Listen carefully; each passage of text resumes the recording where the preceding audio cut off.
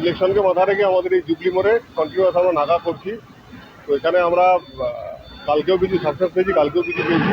আজকেও আমরা সকাল আজকে কিছুক্ষণ আগে আমরা একটা ঝাড়খণ্ড থেকে আসা বাসে 1 কিলোর বেশি কিছু গাঁজা আর আমরা মোবাইল হ্যান্ডসেট পেয়েছি। মোটামুটি 55-66 হ্যান্ডসেট আছে, ওটা আমরা দেখছি। ডেলি ডেলি এরকম ভোটের সময় চেকিং করছে, তারপরে গাঁজা বা মোবাইল আর কিছু ধরা পড়ছে। সেটা তো আমি বলতে পারবো না, আমরা চেকিং এরকম মাঝে মাঝে করে থাকি এবং এরকম কিছু আর্টিকেল আমরা পাই। ভোটের সময় তো অনেক কিছু ঢুকতে পারে। ভোটের সময় একটু বেশি করে করা হচ্ছে, এটা ঠিক, কিন্তু সারা বছরই আমরা এটা করি। এখনো পর্যন্ত কতটা ক্যাশ কিছু পাওয়া গেছে? না, এখনো পর্যন্ত আমি এই টাকা পয়েন্টে ক্যাশ আমরা পাই। একটু বিহার ঝাড়খণ্ডের বাসে বেশি পাওয়া যাচ্ছে।